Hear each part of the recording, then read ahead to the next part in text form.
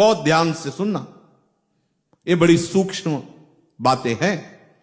प्रभु जो उपासक बड़ी उत्सुकता से क्षण क्षण में मेरे ऊपर बहुत कृपा है, मेरे ऊपर बहुत कृपा है।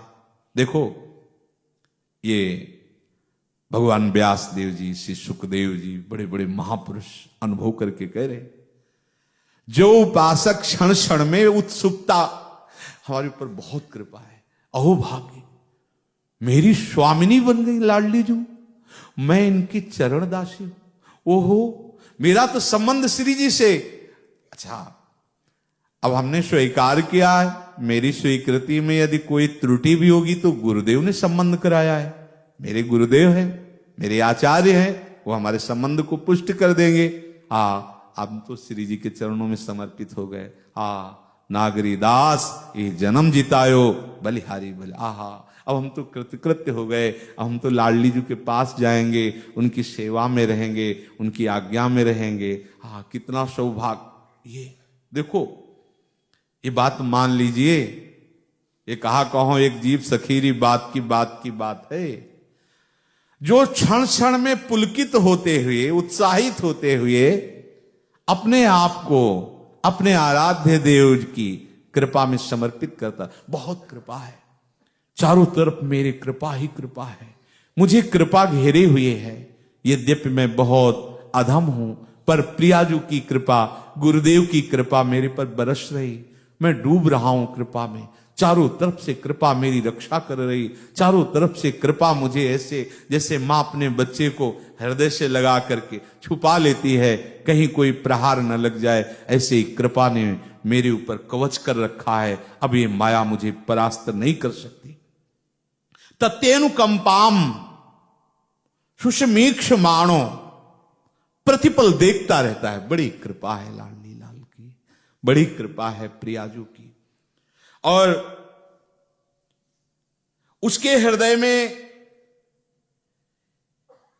जब कोई दुख आता है, प्रतिकूलता आती है, तो कोई निंदा करता है, कोई अपमान करता है, या कोई स्तुति करता है, प्रशंसा करता है, अनुकूलता आती, समझता है मेरे प्रिया प्रीतम का कोई विधान है, कुछ किया होगा शरीर के द्वारा पवित्र आचरण, उसी का भुगतान हो रहा है।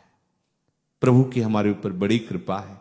ये ऐसा न समझे कि प्रभु ने प्रतिकूलता दी तो हमसे नाराज है। नहीं, ने कहूं न रिश कहूं, भूली हूं न होत सखी, रहत प्रसन्न सदा ही मुखाश है। सुकुमारी प्यारी जू कभी नाराज नहीं होती। ये जो हमें दंड मिल रहा है, ये भी उनकी कृपा है।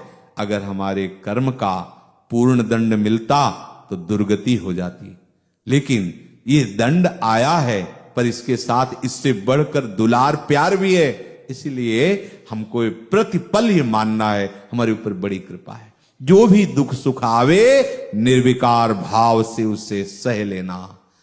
अगर संपत्ति आ रही है, अनुकूलता आ रही, सुख आ रहे, तो हर्षित मत हो, हर्ष विकार हो जाएगा। अगर सब कुछ नष्ट हो रहा है, लोग निंदा कर रहे हैं, कोई हमारा साथ नहीं दे रहा, तो दुखी मत हो, शोकित मत हो। मेरे प्रभु की कृपा है। दोनों में जो कृपा को देखता हुआ निर्विकार भाव से दुख सुख को भोग लेता है और प्रेम पूर्ण हृदय से, गदगद वाणी से, पुलकित शरीर से बार बार एक कहता, प्रभु मैं आपकी शरण में हूं, नाथ देखते रहना कहीं मन विचलित न कर दे, प्रभु आप देखना कभी आपसे विमुख न हो जाऊं, बिशरी हो ना बिशारी हो, यही दान मोहि देव, देख लेना लाडली लाल मैं कहीं आपको भूल न जाऊं। बार बार प्रेम हृदय से, गदगद वाणी से अवनत होकर शरणागत हुआ, बार बार शरणागत होता रहता है, प्रभु मैं आपकी शरण में हूं। अब ध्यान दीजिए, इस प्रकार जीवन व्यतीत करने वाला उस महामहिमा में बड़े बड़े योगी मुनियों के द्वारा वांछनीय दुर्लभ परम पद को ऐसे प्राप्त कर लेता है जैसे अपने पिता की संपत्ति को अनपढ़ लक्षणहीन पुत्र अधिकार सहित प्राप्त कर लेता है। समझ रहे? पिता की संपत्ति पर अनपढ़ है, सब लक्षणों से हीन है, पर अधिकारी वही पुत्र बना जो उस पिता का है।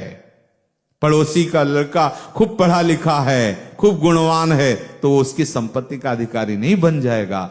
ऐसे ही जो मन वचन कर्म से प्रभु को समर्पित होकर अपने हृदय में बार बार ये विचार करता है, हमारी स्वामिनी जो हम पर बहुत कृपा कर रही है, जो दुख सुख आता है निर्विकार भाव से भोग लेता है, ऐसी ठसक रखता है, मेरी प्यारी जू, मेरे प्यारे जू, वो प्रियाजू के चरणारविंद में निश्चित पहुंच जाएगा।